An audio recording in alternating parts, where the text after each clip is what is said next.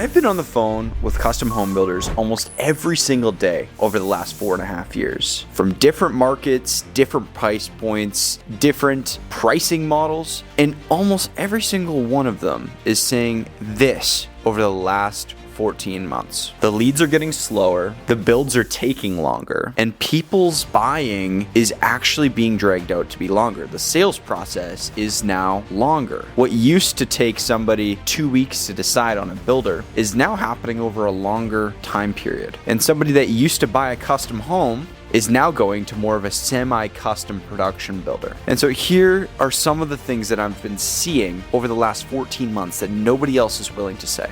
The traditional custom home builder that's building the same way as they did 5 years ago will not exist 5 years from now. And I'm not saying that as a scare tactic, I'm saying that because that's what the data is saying. And in this video, I'm gonna break down how other builders are eating their lunch and how you can take advantage of that. There are 4 forces that are hitting the custom home market right now, all simultaneously. The first force is rates. Obviously, we all know that the rates have been quite high.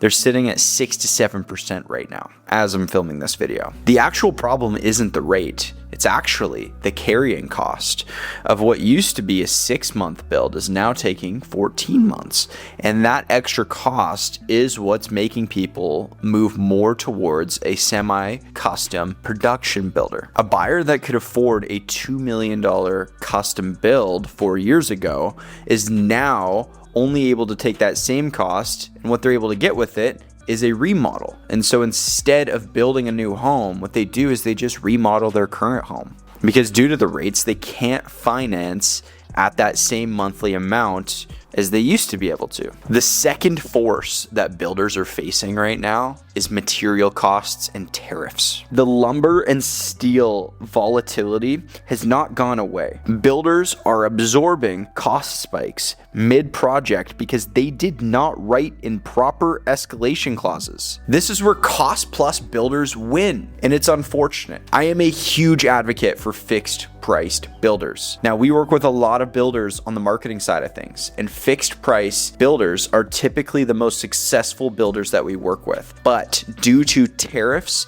and material costs, the cost plus builder wins in this race because it is a changing landscape. Trump could go and say something tomorrow or make a new deal with a different country or piss the wrong person off, and all of a sudden tariffs double, triple, go up. And what happens is the builder has to eat that cost on the fixed price contract. Whereas with cost plus, that can then be soaked into a cost plus model. But who ends up paying for it at the end is the homeowner. One thing that you can do to protect yourself with this second force is have proper escalation clauses in your agreements, meaning that you can give an allowance on a fixed price contract and still be protected by having an escalation clause, meaning that if something outside of your ability happens, like say Trump pisses off Canada and all of a sudden lumber jumps up 200%, there can be an escalation clause in that so that fixed price moves up with lumber costs. But obviously that brings a lot of uncertainty to the homeowner, because if they only have, say, a $1.5 million mortgage for this custom home, and all of a sudden lumber costs jump up, or it's an uncertain market and there's just tons of tariffs being thrown around, they don't feel comfortable going into a build knowing that there's an escalation clause, because they want the most that they can get. And if they have their build at $1.5 million on a fixed price contract, they can't afford that extra $50,000, $100,000 for that lumber package if all of a sudden the costs go up. So materials and tariffs are another force to why the industry is slowing down. Now, force 3 is actually labor. So this is also one of the reasons why builds are taking longer than they did 5 years ago. A lot of these trades are now aging out, and there's not a lot of new talent, new tradespeople coming into the industry, not near the amount that needs to be there to replace the older generation. People now want to work from home and they don't want to be swinging a hammer. And so there's a lot less people going into carpentry, plumbing, masonry, and that ends up hurting the builders because the ones that are there can charge more because they are now more in demand. meaning that there's less to go around, which causes longer timelines, longer builds, more uncertainty in the market, which extends that average build time, which then falls on the homeowner. And now they have to carry that mortgage and carry that payment for an extra, however many months because of this labor shortage. And honestly, I foresee this getting worse before it gets better. And force 4, very few people are going to agree with. But force 4 is AI. People are buying differently now than they did 5 years ago. Before, it started with a Google search. It started with a referral, which a lot sometimes still do. But now there's another type of buyer, the AI buyer. The one that's going on to AI and searching top 10 home builders or top 10 custom home builders in Chicago or in Dallas, Texas. And they're using AI to help them with the research. And so AI is part of this, but it's now not who is the best builder. It's who's the loudest builder. And so if you're relying only on referrals like you did 5 years ago, you will lose to the new builder who is louder and knows how to speak to their ideal client better.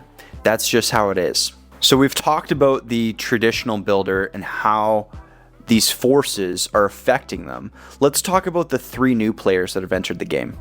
Player 1 is the semi-custom production builder.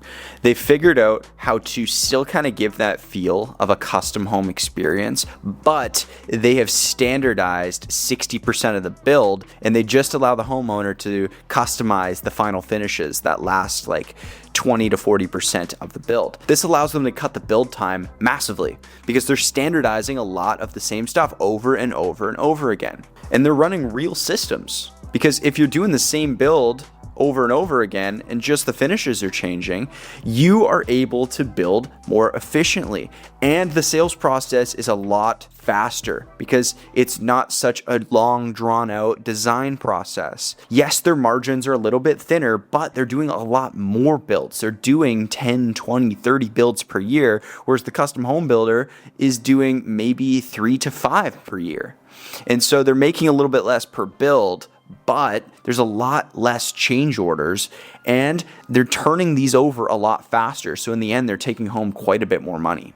Player 2 is the design build remodeler. And so this is catering to that audience that would have built a custom home 5, 10, 15 years ago. Those people that are now locked into that 3% interest rate and they don't want to give that up. And they find that it's probably better to just put money into what they already have rather than restarting and building something from scratch. And so this design build remodeler is still taking a lot of the concepts of the design build and just bringing that into the remodel space, which is on fire right now. And this type of builder is absolutely crushing it. They give that design feel where you have that custom experience and you're able to really get what you want, but it's a fraction of the cost. You're able to just remortgage your house and typically pay for the entire build. The average design build remodeler is doing like 8 to 15 projects a year, and they're turning over a lot more profit than the typical custom home builder. And player 3 is the regional brand. This is companies like Alair Homes and AR Homes. There's lots of them. And they can even be smaller than those types. But it's the builder that's expanded into 3, 4, 5 markets around there and have a good social presence. They have almost somewhat of a franchisee model set up, but it instills a lot more trust than that builder down the street with 90 followers on Instagram. Because these guys have expanded, they're bigger, they have more behind them, more infrastructure, and people like to go with that. They have a little bit less money that they make per build, but with their brand, they're able to do a lot more builds. These guys are getting hired on their trust alone. And listen, none of these 3 players are trying to look like the custom home builder that we talked about at the start. They're all growing in their own individual silos and separating themselves. And buyers are gravitating towards them because it's different and it's a better structure than what people have typically been doing within the custom home space. But now let's actually break down the numbers, because this is where things get real. And this is where I'm going to show you how you might need to actually change your model. The custom home builders I am closest to right now are shooting for a net margin of between 15 to 23% on a custom home build. Now, do any of them come close to that? Not typically. Fixed price builders, like I mentioned at the start, typically get a lot closer to that 23 mark. But the cost plus builders, unless they have a ton of labor on site that they're overcharging for and they're hiding their profit and marking up stuff that's they shouldn't be, they're going to be sitting closer to that 15% mark. Now let's compare that to player one, the design build remodeler. They're getting closer to an 18 to 25% markup, and they're typically a lot more on the higher end of that, doing more projects for less work, less change orders, faster turnaround, and faster in and out makes it a lot easier to market these projects to get more. The semi-custom production builder is typically getting around the 12 to 15% mark, but they have very little change orders and they've been able to systematize most of the build, allowing them to do a lot more with a lot less work. Maybe one superintendent can handle 10, 12 builds at a time. So they're able to make a lot more money on the bottom line, a lot less expenses. And then that leaves the franchise model. Now, these guys are doing a lot more volume because they have more locations, they're servicing a larger area. And so they're maybe making a little bit less on the build, but they have a lot more builds that they're doing. And so they can actually underbid and make more money than you. And so this is where you're losing out to them. It's a quick pause here. I'm not telling you all this to make you feel helpless or make you feel like you're doing the wrong thing. I'm just telling you this so that you have the information in front of you to make an educated decision. And like here at Home Builder Marketers, I've helped roughly about 270 home builders, remodelers around the world with helping them position themselves, with helping them brand themselves and advertise themselves. So if you want help with that, you can visit our website, www.homebuildermarketers.com, which can be found in the description of this video, or you can search it on Google, Safari, wherever. And go and fill out our form and get in touch with us. We can have a conversation. At the minimum, I can see what you're doing right, what you're doing wrong, get you in touch or get you headed in the right direction, or get you in touch with somebody on our team that can help you out. But nonetheless, let's move forward. All right, let's talk about the builders that are going to survive the next 5 years. So the builders that are going to survive the next 5 years are going to be doing these three things. The first is picking a lane. Nobody wants to hire the kitchen remodeler to build their home, nor does anybody want to hire the roofer to build their kitchen. You need to pick a lane and get really known within that lane. Get really good at being in that lane. Like the semi-custom production builder is going to be really great at building systems. They're great at building that type of home. You want to figure out how can you get in your lane. Maybe you're really good at doing additions. Maybe you're really good at building ADUs. Maybe you're really good at doing semi-custom production homes. I don't know what that lane is, but you need to pick a lane and get known within that lane and build systems around it, which leads me into point two, having scalable systems, having something that makes you more efficient, a project management system that's actually built out so that you can systematize your business and get done more with less. That's the name of the game, scalability. If you can't scale, you're going to be stuck working in your business until you're dead. You're never going to have a sellable business. You're never going to have a business that can hand off to somebody else because you are the business. And what you need to do is figure out how can you remove yourself from that business.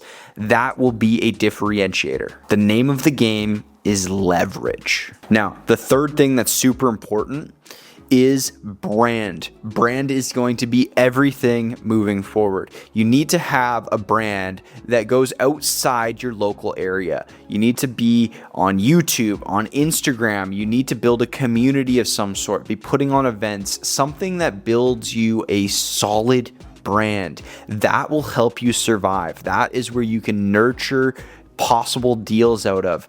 And if you have a brand that people trust, that becomes indestructible. That becomes a differentiator, a separator, something that will keep you alive in hard times where other people die. Here's the part that nobody likes to talk about. Most of the builders watching this are going to watch this, nod their head, say, yeah, that all makes sense. And tomorrow go right back to what they were doing, knowing damn well they're headed towards a cliff. The smart builder is always thinking ahead because in your industry, it is one of the longest buying cycles in the world. It takes somewhere between 6 to 18 to 36 months sometimes for people to make a decision on the builder and go from, hey, I want to build a home, to signing a contract with a builder. And so you need to be thinking well ahead. You can't be trying to think on your toes and being reactionary. You need to be proactive, and you need to build systems and a brand and something that's scalable so you can remove yourself and focus on what's actually going to make you money. And if you are not pivoting and adapting to your changing market, you will die. There will just be no future for you. You're going to lose out to the guy that does. And it's unfortunate, but it's true. So if this video hit a nerve, good. It should have. That was the whole point. The next step is to understand if these forces are affecting you and how they're affecting you and how you can adapt to them. It's also to help you figure out that you need to pick a lane and what lane that might be so that you can pick it and stick to it. And if you feel lost and you just want to talk to somebody about your marketing strategy, your positioning, you can visit homebuildermarketers.com. You go to the contact page, you fill out that form and say that you want to talk to Seth. I'm happy to have a conversation with you, and we can talk about where you're at and where you want to go and what you need to do to get there. And if you don't know anything else about me, I'm the co-founder of Home Builder Marketers. I've been working with custom home builders for the last 4.5 years all over the world. And I'm on a mission to help 10,000 home builders reach more than 10 custom homes sold per year.